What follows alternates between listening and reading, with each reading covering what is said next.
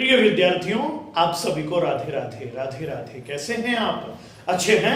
मैं Ashok Mishra learning with Radhe Radhe YouTube channel में आपका हार्दिक स्वागत करता हूं।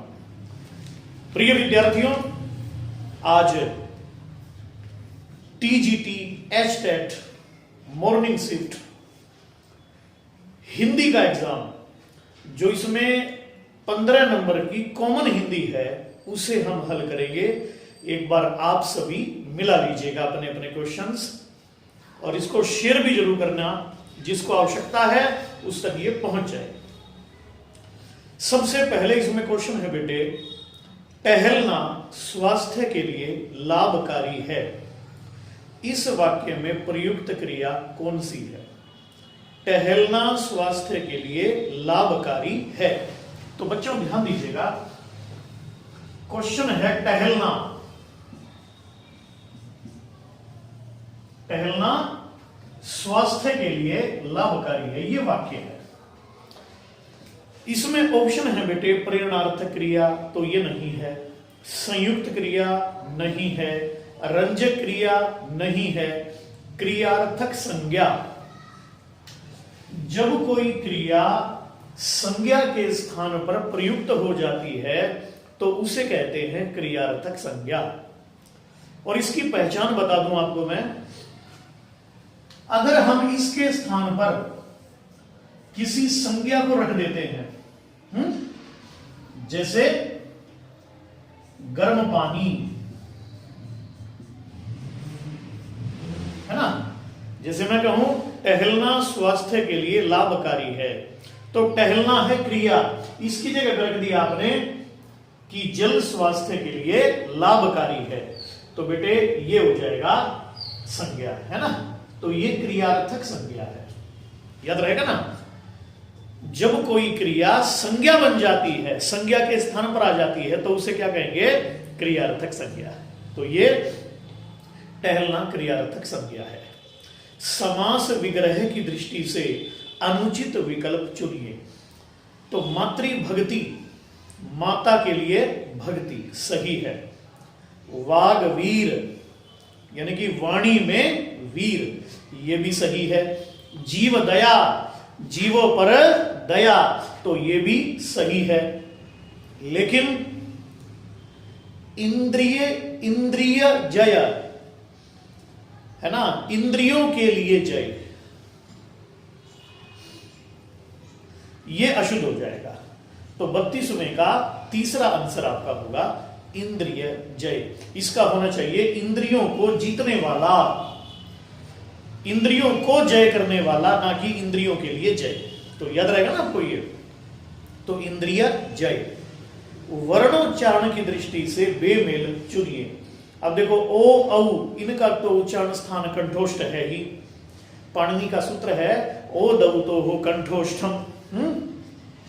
और फिर है व फ, तो व फ का भी क्या होगा? अब देखो जैसे ये है ना, ओ और औ, इसका है कंठोष्ठ।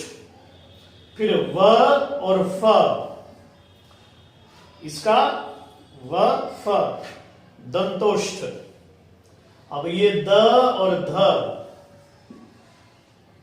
और ठ और ड, इसका मूर्धा, इसका ओष्ठ, और ये द ध द, ये दंत है।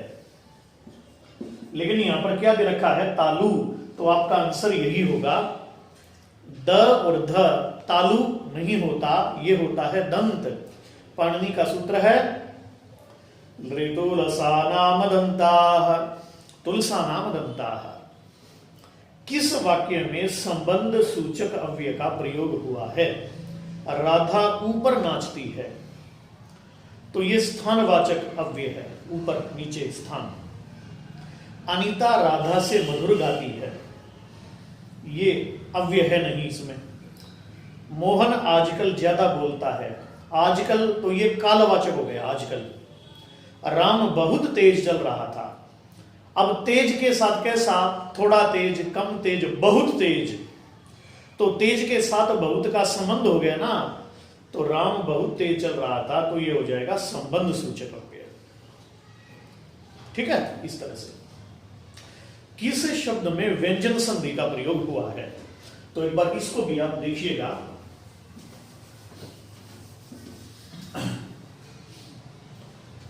इनमें से किसमें व्यंजन संधि का प्रयोग हुआ है, तो व्यंजन संधि कौन सी है, देखो इसमें सबसे पहले है वागीश्वर, है ना, और हाँ तो यही आंसर है इसमें, देखो ये बनेगा वाग प्लस ईश्वर, वाग प्लस ईश्वर, वाग ईश्वर, तो इसमें ही व्यंजन संधि है। तो याद रहेगा ना बेटे, आगे देखिएगा। सु उपसर्ग रहित पद चुनिए, तो इसमें देखो सुषुप्ति, स्वस्थ, स्वल्प और फिर है सौष्ठव, यानी कि ऐसा कौन सा शब्द है जिसमें सु उपसर्ग नहीं है,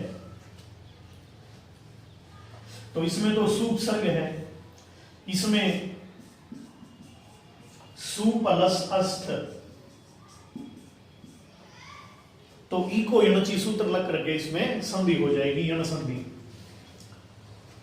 फिर ऐसे ही सु प्लस अल्प, इसमें भी यण संधि है तो सु उपसर्ग है, लेकिन इसमें ये नहीं बनेगा, इसमें सु उपसर्ग नहीं है, सौष्ठव।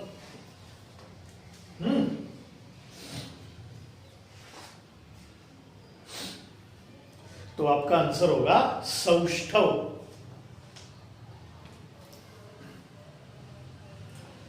तो सौष्ठव में वृद्धि संधि है, ठीक है। अगर इसमें आप ये करोगे ना, सु प्लस औष्ठव, तो गलत हो जाएगा, क्योंकि ऊ को तो फिर वह होगा, तो वह इसमें है नहीं, तो इसका मतलब इसमें सु उपसर्ग नहीं है। सौष्ठव का मतलब होता है सौंदर्य, इसमें सु उपसर्ग नहीं है। किस विकल्प में नित्य पुल्लिंग संज्ञा है, किस में नित्य पुल्लिंग संज्ञा है, खरगोश, गिलहरी, बटेर, कोयल, तो खरगोश, खरगोश जो है वो नित्य पुल्लिंग संज्ञा है। आगे देखिएगा, इस हिंदी को देखते हुए ये नहीं कहा जा सकता कि ज्यादा कठिन हिंदी है, तो नॉर्मली हिंदी आई हुई है। अनिश्चयवाचक सर्वनाम वाला वाक्य चुनिए। मैं कुछ पुस्तकें लाया हूं, इन्हें तुम रख लो। कुछ पुस्तकें, अब देखो जैसे वाक्य है ना अपना ये,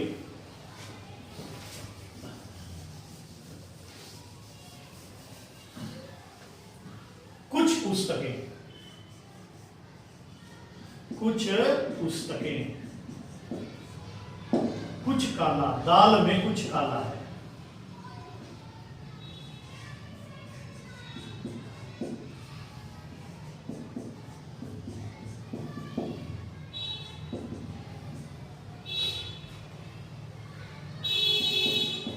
मैं कुछ पुस्तकें लाया हूं। इन दोनों को देखो, कुछ पुस्तकें, तो पुस्तकें हैं संज्ञा, तो जो संज्ञा की विशेषता बताए वो विशेषण। अब कुछ निश्चित तो है नहीं, तो ये अनिश्चित संख्यावाचक विशेषण है, यानी कि जो शब्द संज्ञा की निश्चित या अनिश्चित संख्या को प्रकट करते हैं उन्हें कहेंगे संख्यावाचक विशेषण। तो ये अनिश्चित संख्यावाचक विशेषण है। और दाल में कुछ काला है ना, तो दाल में कुछ काला है, तो सर्वनाम किसे कहते हैं, जो संज्ञा के स्थान पर आ जाए वो सर्वनाम है। जैसे मैं कहूं दाल में जीरा काला है, तो जीरा संज्ञा हो गया, तो संज्ञा की जगह पे क्या आ गया, कुछ काला है ना, यानी कि कोई वस्तु है जो काली है, तो कोई वस्तु संज्ञा हो गई। तो दाल में कुछ काला है, तो ये हो जाएगा अनिश्चयवाचक सर्वनाम। कुछ काला। अक प्रत्यय युक्त पद नहीं है। अब देखो ध्यान दो, इसमें कौन सा ऐसा पद है जिसमें अक प्रत्यय नहीं है? अक प्रत्यय विधायक, प्रेरक, निंदक, लड़ाक। ए बी सी और डी अक प्रत्यय, प्रत्यय नहीं है। इनमें से किस में अक प्रत्यय नहीं है? तो ये देखिएगा। अब देखो इसमें तो है, अब बच गया देखो शब्द है आंख, लड़ाक। इसमें आंख प्रत्यय है, आंख। इसमें अख, अख, अख, विधेय जमा अख, विधायक, है ना। इसमें तो आयादी संधि भी हो गई है, तो आपका डी आंसर आएगा। इसमें आंख प्रत्यय है। आगे देखिएगा, वार्तनिक दृष्टि से अशुद्ध शब्द छाटिए। अशुद्ध कौन सा है? तो देखो शब्द है एक 53, फिर है आजमाइश, नहीं इसमें दे रखा है आजमाइश, फिर है अंत्याक्षरी,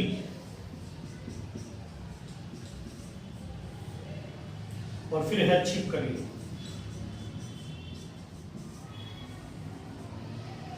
इनमें से अशुद्ध कौन सा है? इनमें से कौन सा शब्द अशुद्ध है? तो बच्चों देखो 53 तो शुद्ध है, अंत्याक्षरी भी शुद्ध है, छिपकली भी शुद्ध है, पर आजमाइश होता है, अजमाइश थोड़ी होता है, आजमाइश। तो ये आंसर आएगा आपका, ये अशुद्ध है। आजमाइश होता है, अजमाइश नहीं होता है। गलत समास के लिए विग्रह चुनिए। सभा के लिए मंडप, सभा मंडप, ठीक है। पाठ के लिए शाला, पाठशाला। दूर से आया हुआ, दूरागत। दूर के लिए दर्शन, दूरदर्शन, नहीं दूर से दर्शन, है ना, दूर से दर्शन।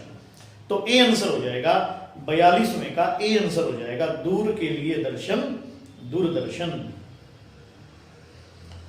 इसका बनेगा क्या? बोले दूर से दर्शन करना, दूरदर्शन। फिर है नाम धातु क्रिया नहीं है। लतियाना, नाम धातु क्रिया कौन सी होती है? जो क्रिया संज्ञा, सर्वनाम और विशेषण से बनती है उन्हें कहते हैं नाम बोधक क्रिया या नाम धातु क्रिया। तो लतियाना, अब गाली से गली, जैसे गली से गलियाना, झूठ से झुठलाना, लता से लतियाना।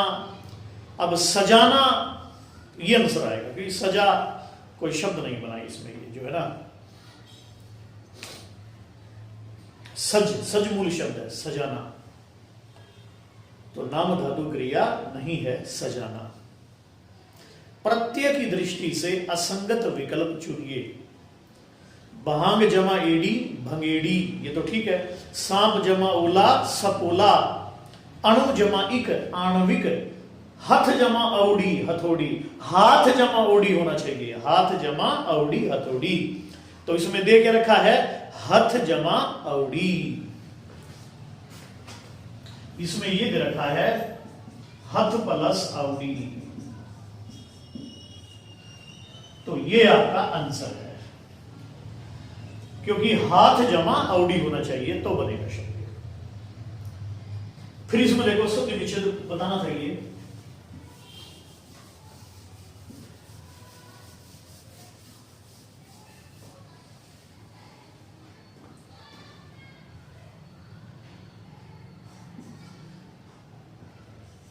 फणी जमा इंद्र,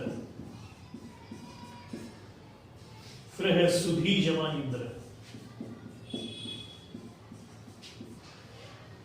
अभी जमा ईश्वर, और फिर है रजनी जमा ईश।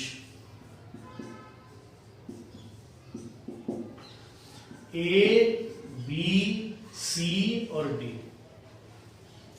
असंगत चुनिए।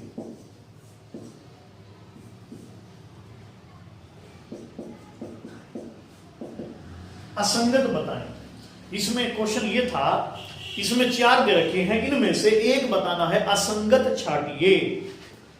तो देखो, रजनी जमा ईश, रजनीश दीर्घ संधि है, चंद्रमा का पर्यायवाची है। अभी जमा इष्ट, अभीष्ट माने इच्छित। सुधी जमा इंद्र, सुधी, सुधी माने बुद्धिमान, बुद्धिमानों के स्वामी। और फणी जमा इंद्र, तो इसमें अशुद्धि है। एक नियम अनुसार फण जमा इंद्र भी ठीक है, फण जमा इंद्र भी ठीक है, और दूसरा बड़ी ई भी यहां पर हो सकता है, फणी जमा इंद्र। छोटी नहीं आता इसमें, फणी में बड़ी की मात्रा आती है। तो याद रहेगा, फणी माने नाग, नाग, नागों के स्वामी यानी कि नागराज, शेषनाग। कर लेंगे बेटे? तो इसमें जो आपका आंसर है वो है फणी जमा इंद्र, फणींद्र। तो बस कोई कठिन हिंदी नहीं थी, हिंदी बड़ी इजी थी, और इसे एक बार अच्छे से आप देख लीजिएगा। और ऐसे ही प्रश्न आपके ग्राम सचिव में, स्टाफ नर्स में बिल्कुल सेम ऐसे ही प्रश्न आएंगे। तो इसी की तर्ज पर आप अच्छे से क्वेश्चंस को पढ़िएगा और आप कभी मार नहीं खाएंगे। और जिन्होंने अब तक हमारे YouTube channel learning with Radhe Radhe को सब्सक्राइब नहीं किया है, तो जल्दी से इसे सब्सक्राइब करें और बेल आइकन भी दबाएं, जिससे आपको आगे की वीडियोस की नोटिफिकेशन मिलती रहे।